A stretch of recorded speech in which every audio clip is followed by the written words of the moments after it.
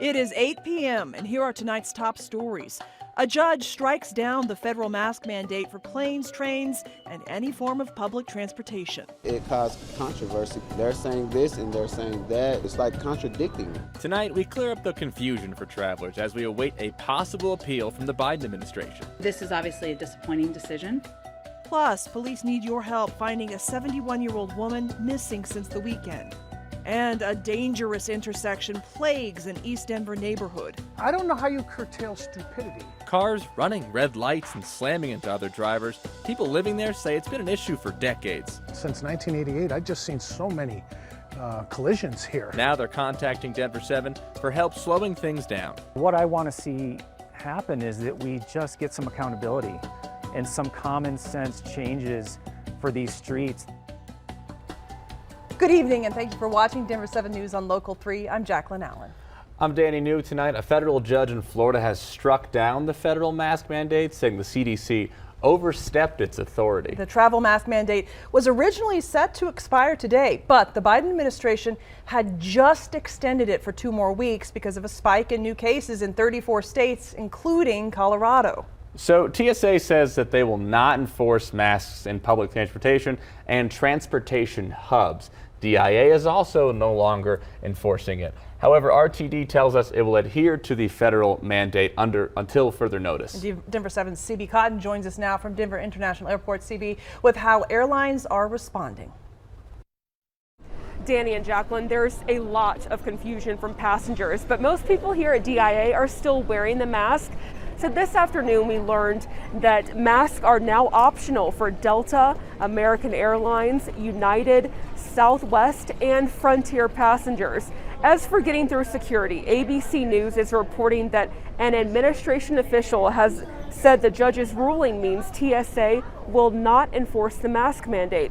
Some passengers say all of this has made for confusing travel. It caused controversy because they're saying this and they're saying that, and then we have to do what they say.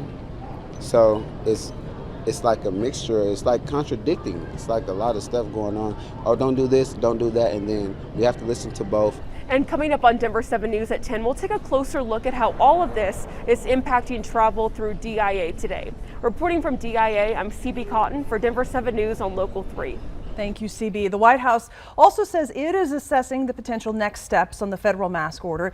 The CDC is still recommending that everyone wear masks on public transportation. We have an alert tonight for a missing 71-year-old woman with a cognitive impairment who hasn't been seen since Saturday morning. Here she is on your screen now. Her name is Soon-Yi Chung. She was last seen near the intersection of East Jewel Avenue and South Dahlia Street in Denver.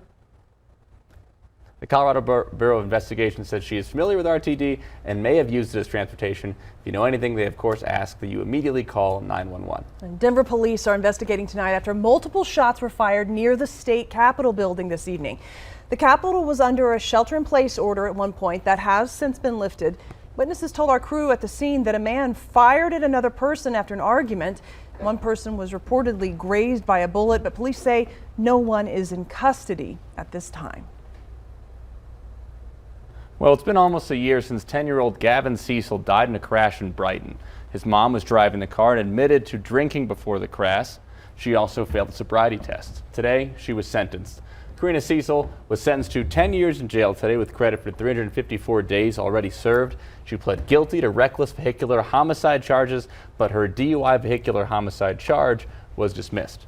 Thornton police are looking for a minivan driver who crashed into a motorcyclist this weekend and drove away. We want to tell you the motorcyclist is okay before we show you this video. It's disturbing. The whole thing was caught on dash cam, sent to Contact Denver 7. You can see the white minivan swerve across multiple lanes on I-25 in Thornton before cutting off another minivan and the motorcyclist. Now, it's amazing when you see the video, but that rider was wearing a helmet, did not need to be taken to the hospital. Police say the white Toyota Sienna behind the crash has temporary plates and front-end damage on the passenger side. An intersection off East Colfax is a big problem with drivers speeding and running red lights. You can tell from these photos all taken near 14th and Syracuse. Yeah, just this Saturday, a man was killed at that intersection. Neighbors tell us the driver who crashed into the victim's car ran the red light. Denver 7's Patrick Perez spoke to a neighbor today who said it's been a problem for more than 3 decades. A car crash in Denver's East Colfax neighborhood ended in tragedy Sunday afternoon after police say a man was killed. It's the worst crash I've seen. Matt Pierce and his wife heard the crash from their home nearby and rushed out to help.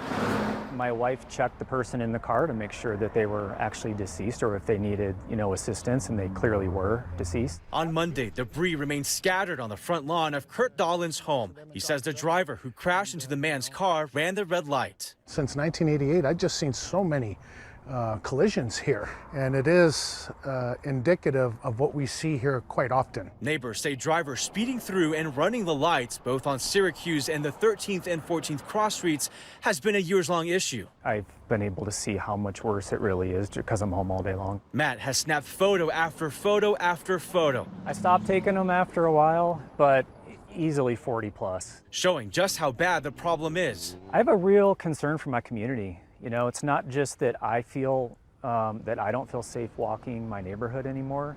It's that I worry about the people that I see in this neighborhood who regularly walk here every day. Even passing drivers wanted to let us know how they feel about it. I live right down the street. This is worst corner. Crashes all the time. Matt has reached out to the Department of Transportation and Infrastructure before. We reached out to Dottie to ask how it's addressing these long-standing concerns. In a statement, a spokesperson says the Dottie team will review the police report from this crash and visit the site to determine if there are any near-term or long-term engineering improvements that can be made. These neighbors hope something is done sooner than later. What I want to see happen is that we just get some accountability and some common sense changes for these streets that make sense to try to, prevent this from happening again. Patrick Perez, Denver 7. Thanks, Patrick. And Denver police say the deadly crash is still under investigation and no charges have been filed at this time.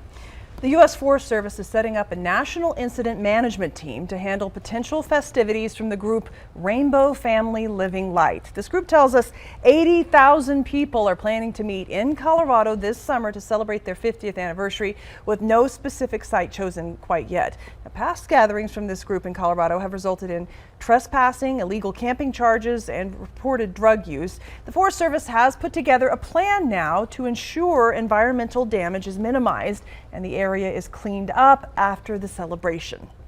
Well, it's the most wonderful day of the year, tax day. Oh. So just in case, you should know that payment must be mailed by midnight tonight, even if you file for an extension. If you do go the extension route, that will give you until October 17th to get paperwork in, but it's not an extension to not pay. You can get that extension by creating an online account with the IRS to set up a payment plan. And if you need some last-minute help, you can get free assistance through Mile High United Way. You can just call 211 or visit taxhelpco.org. Coming up on Denver 7 News at 8, a new approach to preventing deadly overdoses. Many city agencies are looking towards how do we get these into the hands of the people that need them. What the city's doing to protect those re-entering society. It's going to be a windy and warm Tuesday, and with that, the fire danger is going to be high. And these young airport aficionados go viral for their impression of a very well-known recording. This train is departing to all A, B, and C gates. Hold on.